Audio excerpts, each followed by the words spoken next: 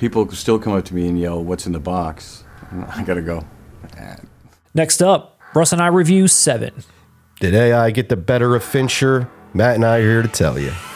I think people are perverts.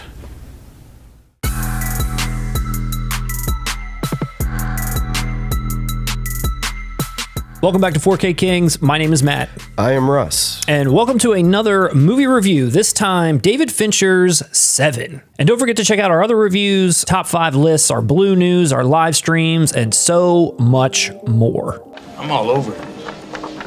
1995 crime thriller about 2 detectives trying to stop a serial killer from committing a series of murders based on the 7 deadly sins. And this review is in honor of the recent 4K restoration completed by Fincher himself. And we've got the physical media releases right here. We'll be diving into the packaging of both the Digibook and the Steelbook. We'll be talking about the transfer, the AI David Fincher used for this restoration. But first, let's dive into our thoughts on this film. David Fincher directed this following Alien 3. He had such a miserable time. Once that was over, he almost swore off directing like altogether. I'm pretty sure he even said, "I'm never directing again." This was written by Andrew Kevin Walker. He had written Brain Scan, which is one of your favorites. Classic. It stars Morgan Freeman, Brad Pitt, Gwyneth Paltrow, and he's not in the credits. Should we say his name? If it was going to be Brad Pitt, Morgan Freeman, Gwyneth Paltrow, and Kevin Spacey, and you don't show up for the first 25, 30, 40 minutes, people are going to figure out who you're playing. Test audiences gave really middling reactions from what I've read, but then as soon as it hit the theater, it sort of became this sort of sleeper hit with its surprise ending being one of the most memorable, talked about, maybe of cinematic history or of all time. It's in that echelon. Dude, I remember reading the review in the paper. It got 2.5 stars out of 4. It wasn't some huge hit, but it did linger in theaters. And I remember when it hit VHS, that's when I saw it, and damn near every friend I knew saw it. Brad Pitt, Morgan Freeman, Gwyneth Paltrow. 7. This was greenlit, the dark material and all that, based on Silence of the Lambs, going way above what the expectations of it was. And you can see why that one is more the Academy Award winner, and this one, it's a little bit more visceral in terms of what's on screen. This is a very good movie that is sometimes hard to watch because of a level of violence and depravity that is unusual even among crime films. The 7 deadly sin aspect in a lesser director's hands maybe, or someone who was like a little less twisted, I feel like that concept could have been really hokey and kind of like dumb. No disrespect to Andrew Kevin Walker. I am a huge Brain Scan fan, but we can see when his scripts are hokey. Each sin was like really interesting and uniquely done, and the way that it looked, every single one skeeved you out in some way or another, especially when you're watching it for the first time, especially after you see maybe the first 2, you're kind of thinking like, geez, like what the hell is he going to do next? There's no violence really on screen other than the aftermath, looking at a crime that's already happened and imagining like what the hell could have gone on here. Altogether, it just gives it its very unique look in and of its own self, like everything being kind of dark, like everything's dark, like no one has their lights on ever. It doesn't matter what house, where they go, no one's got lights on, but they've always got flashlights, and it's just those giant beams of like light that are coming off those flashlights. That's like half the movie. It's just such a really cool, sort of sinister feel. It's like living in an area where there's very little sunshine. It rains a lot, it's just heavy all the time. What do you think about Morgan Freeman? I mean, you could say Morgan Freeman maybe coasts in certain roles. God damn it, name me somebody who does it better. What great difference is there between his character in 7 and Red in Shawshank Redemption? Not much. Not much. But do you want someone else other than Morgan Freeman in Shawshank? No. Do you want someone else other than Morgan Freeman in 7? No. And just the fact that Fincher wanted someone with his delivery and his affect in this world. Like, he could have picked anybody to be like the opposite of Brad Pitt, but that he saw Morgan Freeman, that character in this world, I do think is pretty interesting. Well, it wasn't his first choice. When he read the script, he initially offered it to Pauly Shore. Okay. And he also provides a little semblance of hope at the end, so to speak. He still hasn't given up, basically, which I do think is a nice thing to end the movie with. Otherwise, it would just feel very dour. Brad Pitt, on the other hand, things aren't looking so rosy. What's in the fucking box? Ladies loved Brad Pitt films because he was eye candy. This movie is not, Legends of the Fall. So the ladies weren't as interested in going to see this Brad Pitt until some of that positive word of mouth came about. My thoughts on Brad Pitt in general, I always felt bad for him. He is the very definition of a character actor stuck in like a woman's wet dream. What's the secret to being the sexiest man alive? Man, if I knew, listen, I don't know how that happened. He is insanely good looking, and I think for years no one was giving him credit. He's great in it. He was able to get out of sort of some of these pretty boy roles that he had been in for a while with his long hair. I think acting wise, he didn't break out of it until 12 Monkeys, which you said was like the same year. Same year. I think basically after this too is where he kind of explodes into more of the definite leading man status, regardless of the fact if he's really a character actor at heart. He didn't have to do Cool World. No, he didn't. He started to do like, I can do Snatch, I can do Fight Club. He started to get busy living instead of dying in Legends of the Fall. Shut the fuck up, you piece of shit. Spacey, who's in this, without saying too much, I feel like he nails this as well. Like 99% of the tiny amount of time that he's on screen, he's very, very calm. But you still get the feeling that all those crime scenes you saw, he definitely could have been a part of that shit. He doesn't come across as some wild maniac. He definitely seems calculated, which all these crime scenes would, lead you to believe. But he kind of keeps it together in this very ominous energy. Spacey has a menace. We all saw it back then. He's claiming that he's the one that mentioned taking his name off the credits in the beginning. New Line Cinema told me to go fuck myself. The music, Howard Shore, legend amongst men, legend amongst composers. He delivers a very eerie, perfect score for this film, but I feel like the triumphant moment for him in this movie is the ending.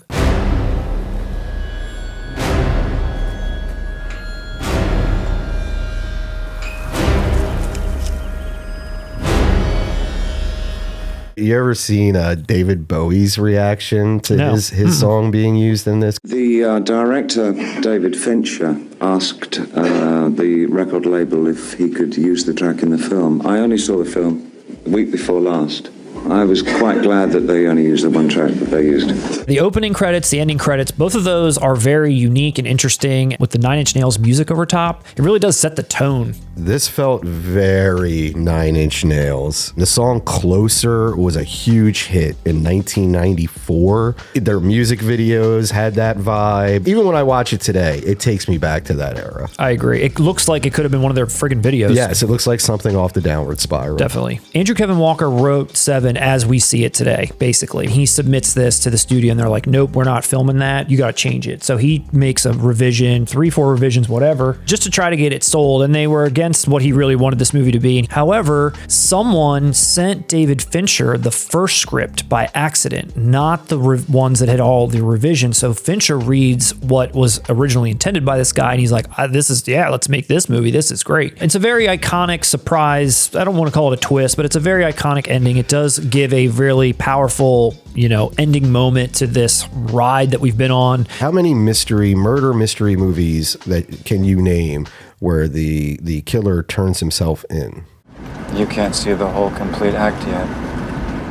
I can see a casual audience member just feeling like, hey, this is too dour. But that reward at the end is so large that it won over even casual audiences. The actors were like, we only want to do this movie if we keep this ending. Like, this movie needs this ending or this movie doesn't work. They knew the first thing that the studio is going to want to alter is this ending. And I had always read that they put it in their contracts. You cannot change. Brilliant choice. Because if you didn't, the movie would have been forgotten immediately. That year, it was #1 for 5 weeks, and it was ahead of Showgirls, To Wong Fu, Curse of Michael Myers, and it ended up getting beaten by Get Shorty in its, I think, 5th week. It won 3 MTV Movie Awards. The winner is Kevin Spacey for 7.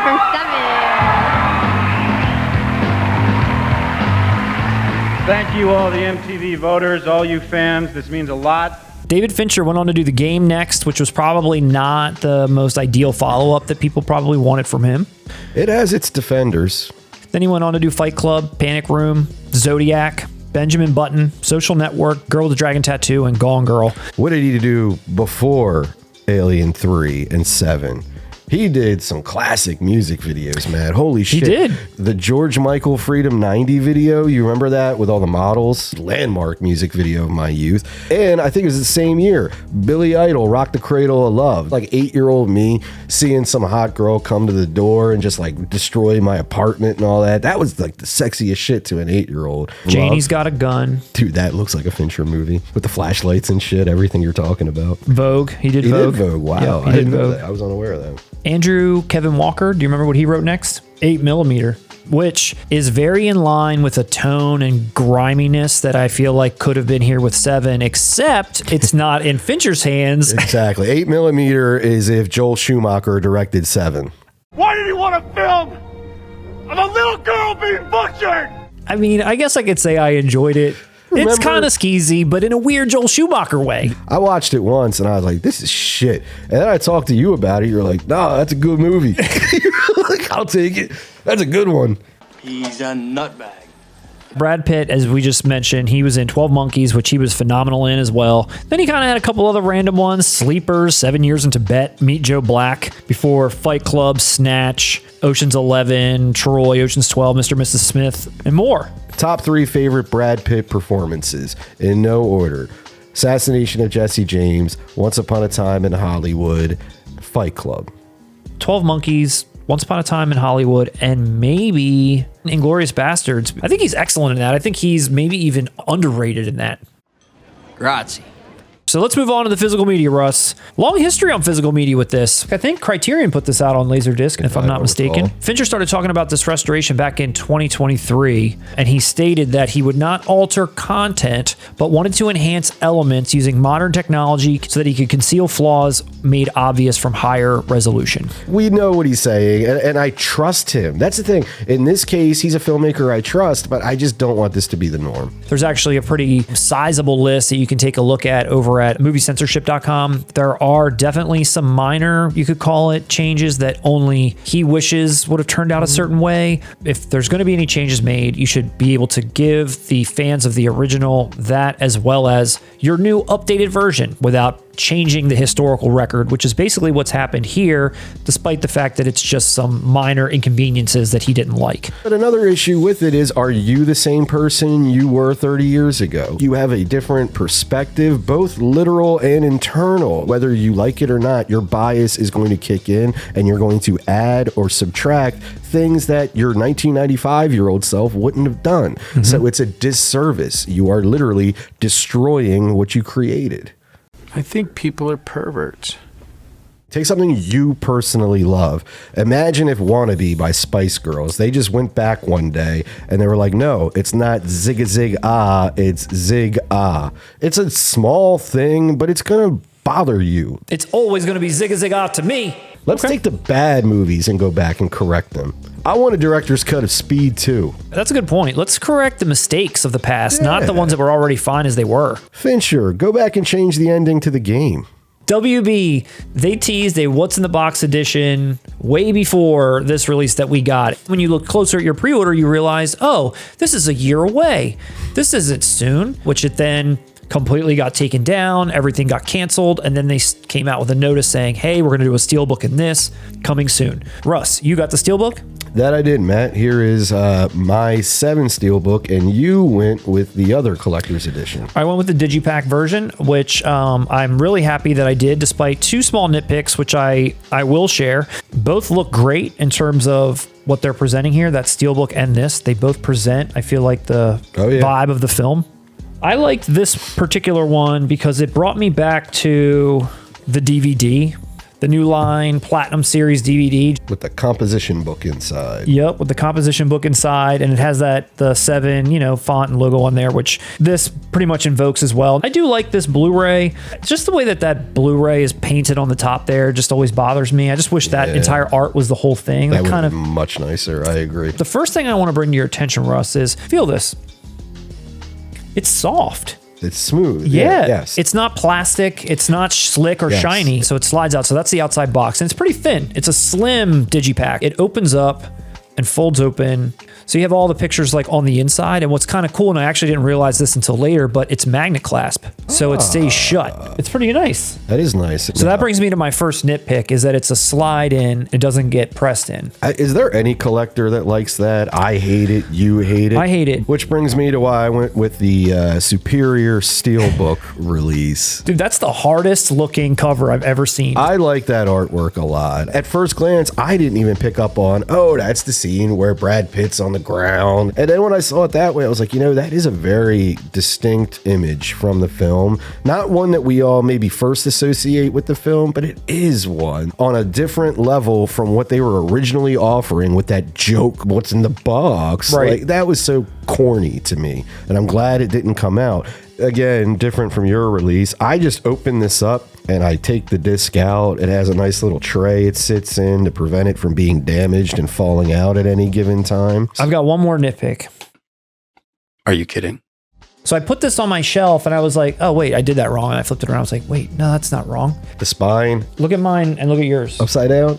I hate that. I hate that so much. On my shelf, I got to put it upside down. Why would you do that? Dude, why did they do that? So you have to turn it around, which is not necessarily a big deal other than it's upside down, and the WB logo is upside down too. Why does they do that to me? You sold me. Never mind. Hey, everyone out there, go with the Steelbook. I can't get involved in this.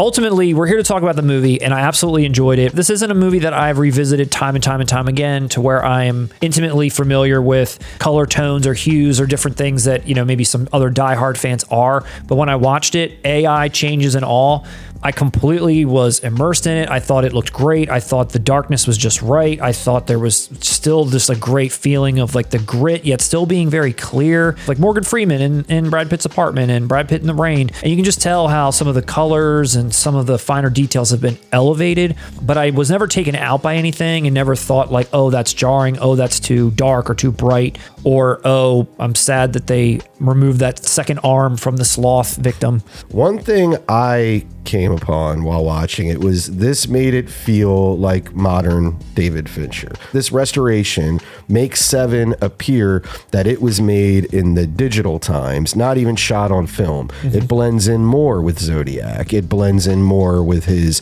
more recent filmography. I kind of miss the reds and oranges not being emphasized. I can see maybe some people, hey, I don't want it to look like Zodiac. Right, I can understand some people in that camp.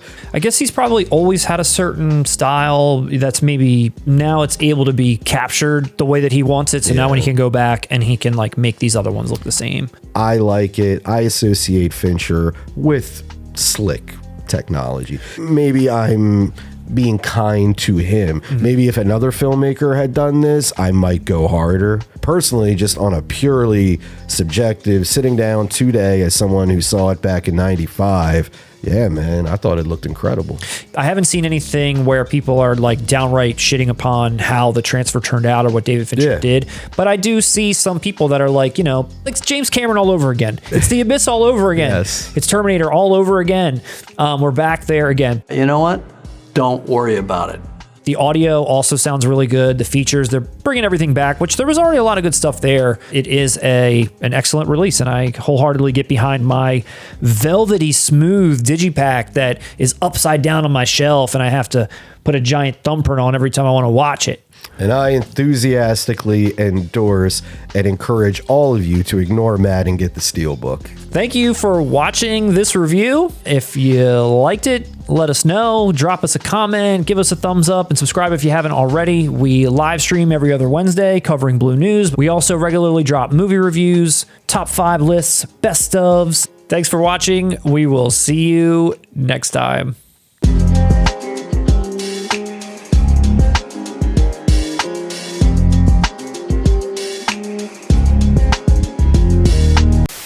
Hey, buddy. And Ernest Hemingway once said that the world is a good place worth fighting for, buddy. But the reason just agrees with the second half. Classic.